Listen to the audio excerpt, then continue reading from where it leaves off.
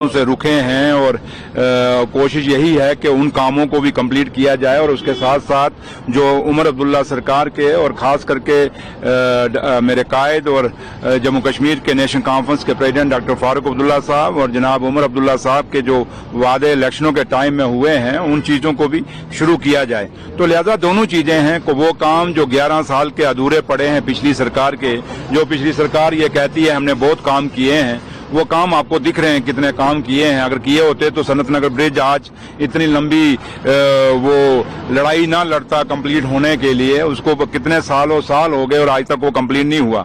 लेकिन अब हम वो कंप्लीट अब करवा देंगे। जैसे कमरवारी ब्रिज आपके सामने हमने कंप्लीट उसको इनॉग्रेशन करा दी है, उसकी भी उम्मीद नहीं थी कि वो कंप्लीट होगा। उसी तरीके से बुलीवर्ड रोड का भी हमने वाइडनिंग का काम शुरू कर दिया है और भी काफी सारे प्रोजेक्ट हैं, थोड़े दिनों में आपके सामने आएंगे जो नए शुरू हो रहे हैं। मैं आज नहीं आपको बताऊंगा, लेकिन काफी सारे प्रोजेक्ट जो पीडब्ल्यूडी डिपार्टमेंट अपने शुरू कर रहा है और जो पुराने लंबे पड़े हुए हैं जो आज तक कंप्लीट नहीं हुए उनको भी कंप्लीट करेगा। और लोगों की सहूलियत के लिए हम जल्दी से जल्दी अपनी सड़कें, अपने ब्रिजेस जो पीडब्ल्यूडी डिपार्टमेंट की जिम्मेदारी है, जो उमर अब्दुल्ला सरकार की जिम्मेदारी है, उसको ठीक करेंगे, दुरुस्त करने की पूरी कोशिश करेंगे।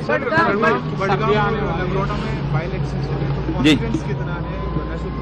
वो दोनों हम जीतेंगे। आपने देखा होगा परसों ही जनाब उमर अब्दुल्ला साहब की बहुत बड़ी रैली नगरोटा में थी और जो लोग कहते थे वहाँ वो कैंडिडेट जो हमने खड़ा किया है सिर्फ बीजेपी को जिताने के लिए, लेकिन ऐसी बात नहीं थी। उमर साहब जब वहाँ गए, वहाँ कितनी बड़ी रैली हुई, उससे पहले मेरे भी कम से कम 8-10 जलसे वहाँ उस नगरोटा कॉन्स्टिट्यूंसी में हुए हैं। तो इसलिए नगरोटा और बड़गाम हम दोनों जीतेंगे और मैंने आपको उसमें भी कहा था कि ये दोनों बाई इलेक्शन जो हैं हम जीतेंगे और हमारे जो कैंडिडेट हैं वो जीत के असेंबली में बैठेंगे। इसलिए आप भरोसा रखिए। अब तो थोड़े दिन रह गए हैं, अब 11 तारीख को पोलिंग होनी है और 14 तारीख को काउंटिंग है और जिस दिन काउंटिंग आएगी आप खुद देखेंगे कि दोनों सीटों पे नेशनल कॉन्फ्रेंस के कैंडिडेट जीते हैं।